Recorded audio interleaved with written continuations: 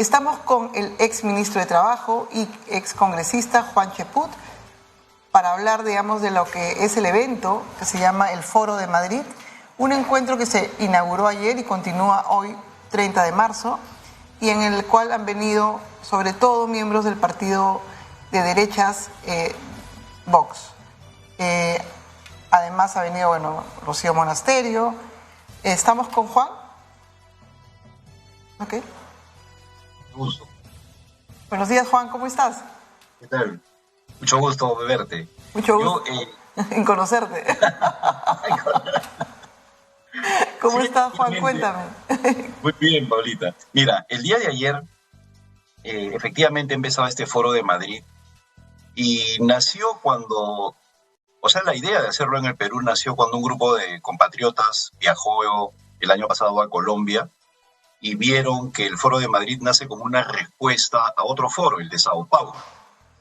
Y en ese sentido, una fundación, en este caso Disenso, que es una fundación española, que también es de una posición de derecha, empezó a generar las condiciones para que se pueda establecer un instrumento de respuesta política. Y yo creo que es el gran problema que se tiene en estos momentos en el mundo, ¿no? Que lamentablemente los antagonismos dejan descalificando al adversario en lugar de ingresar al combate de las ideas. Y en efecto, ayer ha habido una gran cantidad de personas de Vox, pero no necesariamente tienen la hegemonía del evento. También hay senadores, congresistas de Colombia, de Bolivia, de México, de otros países, porque, como te decía, ¿no? La idea es integrar esto en un mecanismo de respuesta a lo que es el Foro de Sao Paulo. ¿Pero respuesta por qué? La posición ideológica, en este caso del Foro de Madrid, ellos ven que las libertades en América Latina están en peligro. Y en lo personal, alejándome un poco del Foro de Madrid, yo en mi exposición del día de ayer he sostenido algo que vengo repitiendo hace muchos años, que tanto CELAC, que es la Comunidad de Estados Latinoamericanos de Latinoamérica y el Caribe, como UNASUR, no son instrumentos burocráticos que surgen para reemplazar a la OEA, por ejemplo, sino son cajas de resonancia política para una idea inteligente en lo político de Hugo Chávez que no ha tenido respuesta en todos estos años. Cuando vemos, por ejemplo, cómo salen de manera coordinada varios expresidentes de izquierda para señalar que Pedro Castillo ha sufrido un golpe de Estado, esa es una forma de actuar de las personas, de los políticos vinculados tanto al CELAC como a UNASUR. Y al frente no existe respuesta política. No existe ni siquiera un intento de plantear una posición discrepante, de manera inteligente y coordinada. Entonces yo sí creo, en ese sentido, de lo que se tiene es que articular esa respuesta para evitar pérdida de libertades y de derechos humanos. Pero UNASUR, digamos, UNASUR que fundó Hugo Chávez, que fue su gran iniciativa, que la fundó acá en el Perú, en Cusco, nunca aprendió. O sea, duró ni siquiera, digamos, su auge, digamos, me imagino, entre 4 o 5 años. Tampoco es que hay que, digamos, darles el mayor peso de lo que tienen. Yo le preguntaba qué es el Foro de Sao Paulo, porque realmente, ¿qué es el Foro de Sao Paulo? Ni siquiera sé exactamente cuánto tiempo se hizo de verdad congresos en el llamado Foro de Sao Paulo. Creo que entiendo la respuesta política y entiendo que hay que hacerla, pero a entidades que tengan, que existan y que generen lo que dices tú, el debate entre posiciones diferentes, pero que no signifique que te anules al otro, ¿no? Que yo creo que eso es lo que está faltando en general en América Latina y en el mundo desde los últimos 10 años, ¿no? Claro, tienes razón. Mira, cuando se habla de Foro de Madrid o el Foro de Sao Paulo, no estamos hablando de instituciones orgánicas. Estamos hablando de colectivos virtuales, es decir, que se reúnen físicamente. La virtualidad no necesariamente es el espacio en el cual uno está a distancia, sino que se reúnen cuando se necesita para de esa manera poder articular una agenda o formar ya algo mucho más orgánico. No, en este caso están en un estado incipiente, yo lo he visto ayer, hay deseos de hacer algo más orgánico. Un ejemplo concreto de esa organicidad que se busca es Prosur, que a iniciativa del presidente Piñera surge cuando viene la ola de derecha en América Latina con presidentes como Bolsonaro, por ejemplo, o Lucio en Ecuador.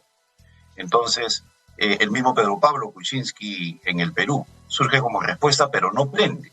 En el caso de UNASUR es correcto lo que tú dices. Empezó con 12 miembros, ahora tiene 4, Bolivia, Venezuela, Surinam y Guyana. Pero, ¿por qué lo menciono, estimada Paola, por lo siguiente, en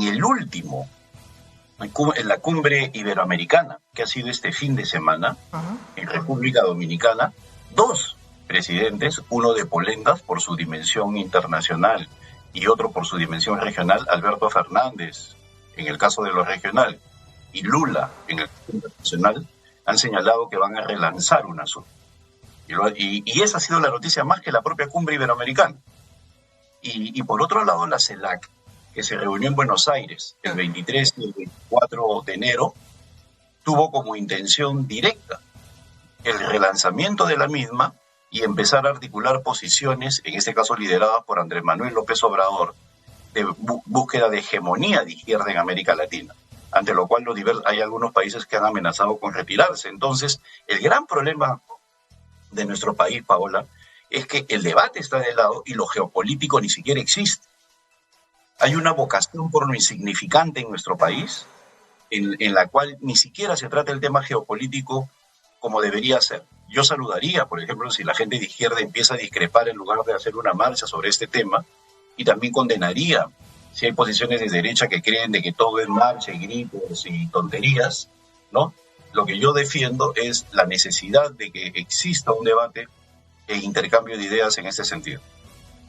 Sí, yo creo que lo que está faltando en general es que tanto en la izquierda y en la derecha hay posiciones realmente que buscan anular al otro y que no buscan discutir. Por ejemplo, en la izquierda, después del autogolpe fallido de Pedro Castillo, era esta discusión que no iba bizantina, ¿no? De que hagamos todo para que el expresidente Castillo regrese al poder.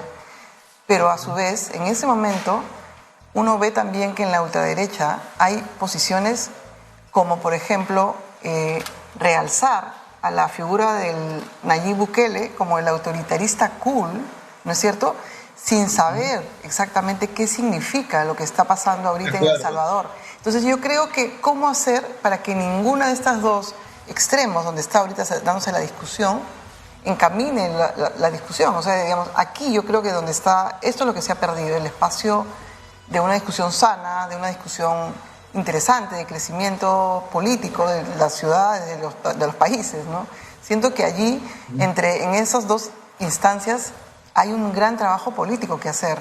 ¿Cómo crees que se puede empezar, Juan, a hacer eso? Mira, no hay consistencia, ¿no? Eso es en primer lugar, no hay consistencia ideológica en ninguno de los dos bloques. Y hablando estrictamente del Perú, no existe el nivel de ilustración que tú puedes encontrar, por ejemplo, en Colombia, en el mismo Ecuador, en Bolivia, ¿no? Donde es sorprendente el nivel de los políticos, el nivel de ilustración, ¿no? De conocimiento de los temas. En nuestro país tenemos políticos por encimita nomás, ¿no?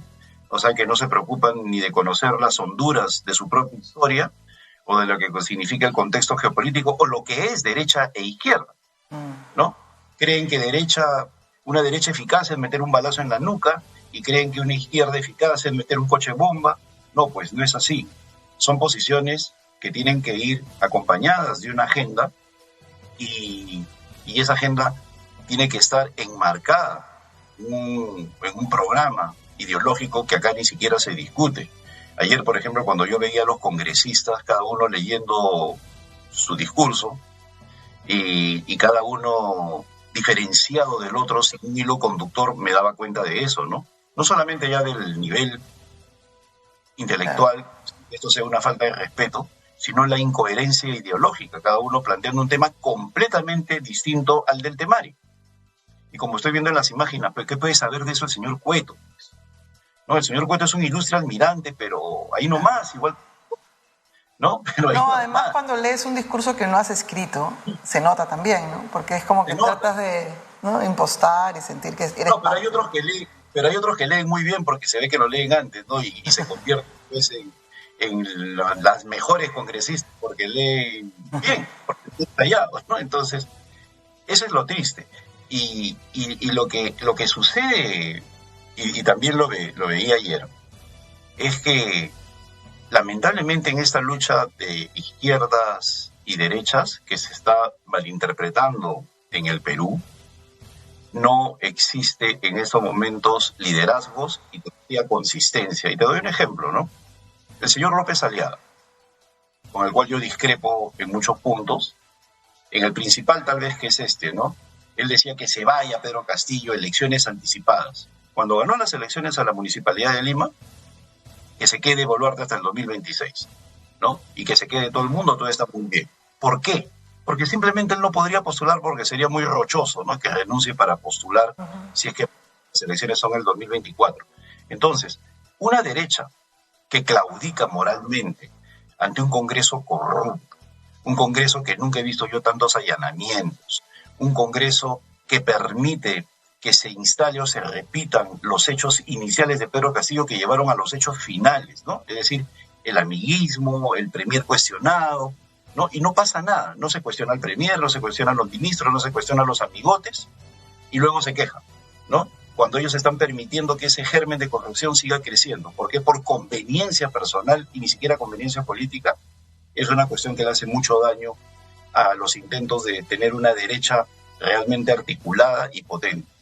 Entonces, el gran problema del Perú, creo yo, es el tema político, ¿no?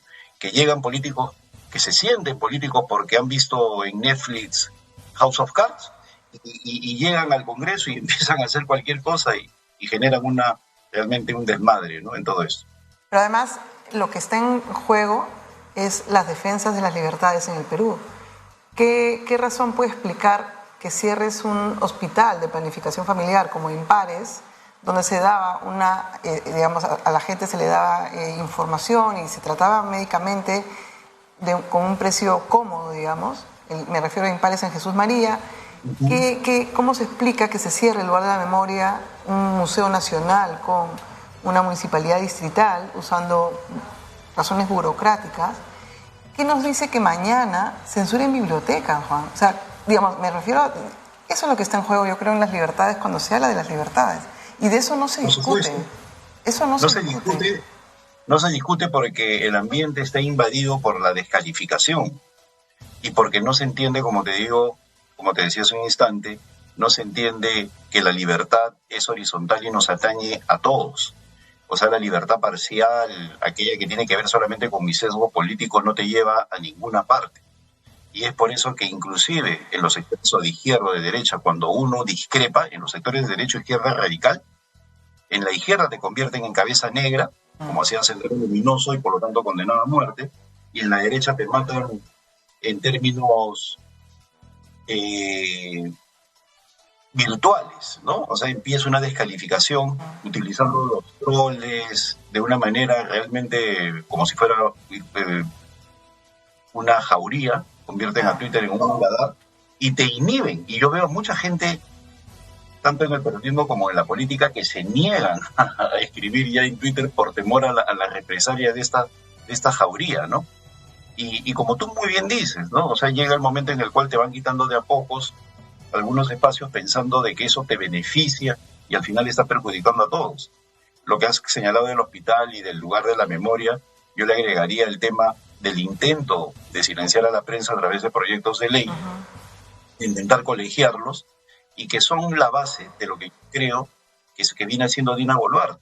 Dina Boluarte, como es un personaje débil, vulnerable, tiene una gigantesca cola que puede pisar cualquiera, se somete pues a lo que le diga Alberto Otárola, un premier que yo no entiendo cómo, siendo amigo de un magnate de los casinos que lo visitaba y que tiene una hermana, que tiene una empresa con él, continúa en el cargo, ¿no?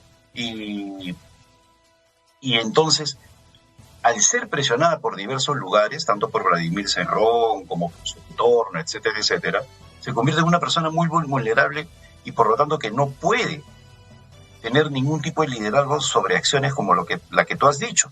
Ella está en un afán de querer quedar bien con todo el mundo o con los sectores que ahora la sostienen en el Congreso, que son los de Avanza País y Renovación Popular, fundamentalmente, en su afán de quedarse hasta el 2026, actuando con gran ignorancia, y ante eso ningún foro de Madrid la va a salvar, ni cosas por el estilo. Porque lo que suceda cuando acabe la temporada de Huaycos y la indignación popular se vuelva a prender, pues simplemente va a ser responsabilidad de estos parlamentarios que creen que ya todo pasó. ¿Qué planes usted en la política? ¿Qué sigue? ¿A qué partido, digamos, está buscando? ¿Qué quisiera hacer usted en la política en los próximos meses? Que definitivamente, no ahorita, pero van a haber elecciones más o menos pronto.